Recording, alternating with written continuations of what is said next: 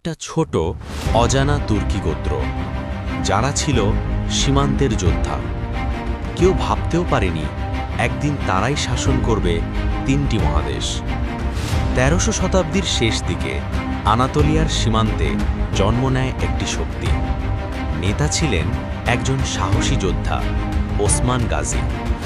তার নামেই শুরু হয় ওসমানীয় সাম্রাজ্যের ইতিহাস। প্রথম দিকে তাদের শক্তি ছিল খুবই সীমিত, কিন্তু ছিল অদম্য ইচ্ছাশক্তি আর জিহাদের চেতনা।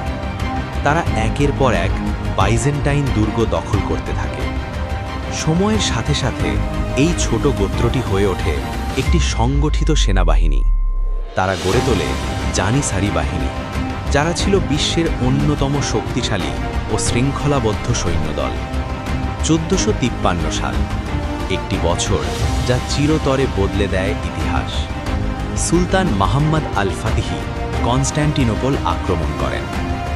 বিশাল প্রাচীর, শক্তিশালী প্রতিরক্ষা, সবকিছু ভেঙে পড়ে ওসমানীয়দের অদম্য শক্তির সামনে।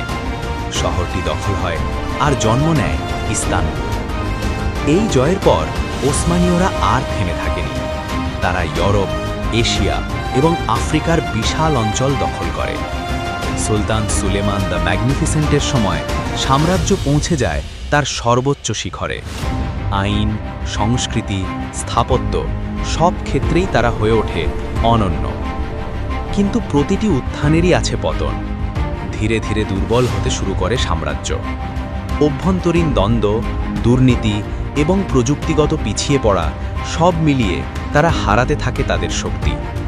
ইউরোপীয় শক্তিগুলো এগিয়ে যায় আর ওসমানীয়রা পিছিয়ে পড়ে ইতিহাসের অন্ধকারে। প্রথম বিশ্বযুদ্ধ শেষ আঘাত হয়ে আসে এই সাম্রাজ্যের জন্য।